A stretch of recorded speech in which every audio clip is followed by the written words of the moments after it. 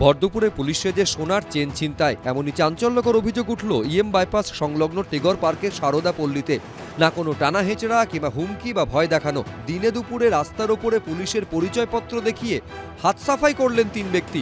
সামনে এলো সেই ঘটনার আগের সিসিটিভি ফুটেজ। কসবা থানায় অভিযোগ দায়ের করে আয়কর আধিকারিক রবীন্দ্রনাথ সিং এর অভিযোগ, বুধবার দুপুর 2:30 নাগাদ সারদাপল্লী এলাকায় মেয়ের শ্বশুর বাড়ি থেকে ফেরার সময় তাকে হঠাৎ এক যুবক পুলিশ সার্জেন্ট পরিচয় দিয়ে বলেন স্যার ডাকছেন। এরপর তার সঙ্গে এই গলিতে ঢুকে যান রবীন্দ্রনাথ সিং। অভিযোগ, সেখানে আরও দুজনের সঙ্গে দেখা হয় তারা তাকে বলেন এলাকায় খুনের ঘটনা ঘটেছে, তাই গলার চেন খুলে ফেলতে। এমনকি অভিযোগ, ওই 3 ব্যক্তির মধ্যে একজন তার গলার চেন খুলে কাগজে মুড়ে প্যাকেটে ঢুকিয়ে দেন। এরপর ওই ইনকাম ট্যাক্স অফিসার বাড়ি ফিরে দেখেন কাগজের মধ্যে চেন নেই, রয়েছে ছোট ছোট পাথর। ঠিক এই এলাকা যেখানে আমরা দাঁড়িয়ে রয়েছি, সামনে আমরা দেখতে পাচ্ছি বাইপাস, এবং বাইপাসের ধারে যে একটি রাস্তা ভেতরের দিকে এসছে, এই রাস্তার নাম হচ্ছে সারদাপল্লী।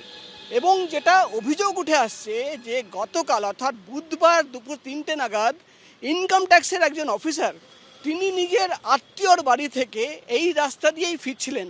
তখনই কিন্তু ঠিক এই গলির মুখের সামনে তাকে দুজন দুষ্কৃতী ইন্টারসেপ্ট করে। আমার বাবা এই দিক দিয়ে আসছিল, তো একজন ভদ্রলোক উনাকে পেছন থেকে ডাকছে, দাদা দাদা দাদা আপনাকে আমার স্যার ডাকছে, বলছেন যে এখানে একটা মার্ডার হয়েছে, এই রাস্তা দিয়ে যেতে পারবেন না, আর আপনার গলায় কি চেন আছে? যিনি বাবার সঙ্গে কথা বলছিলেন উনি আমার বাবার গলা থেকে চেনটা খুলে নিয়েছেন। উনি নিজেকে পরিচয় দিয়েছে যে আমি এখানকার সার্জেন। তারপরে গলার চেনটা খুলে নিয়ে একটা কাগজের টুকরোর মধ্যে আমার বাবার গলার চেনটা ফোল্ড করলো। বাড়িতে গিয়ে যখন দেখে পকেটে হাত দিয়ে যখন চেনটা বার করতে যায়, কাগজে মোড়া আছে কিন্তু একটা পাথর কুচি দেওয়া আছে।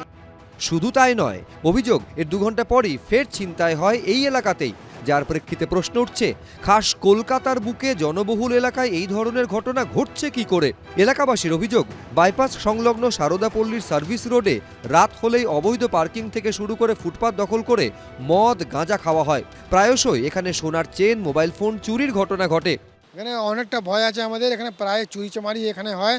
বাইক ফ্যাক নিয়ে ছেলেগুলো আসা যাওয়া করে, মোবাইল হাত দিয়ে ছিনে কেড়ে নিয়ে চলে যায়।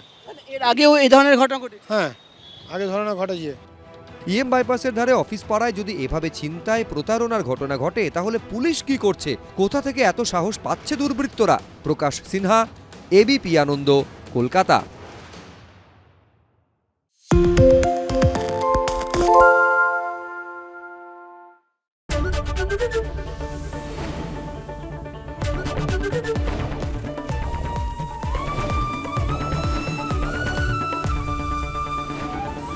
এবিপি আনন্দ, এগিয়ে থাকে, এগিয়ে রাখে।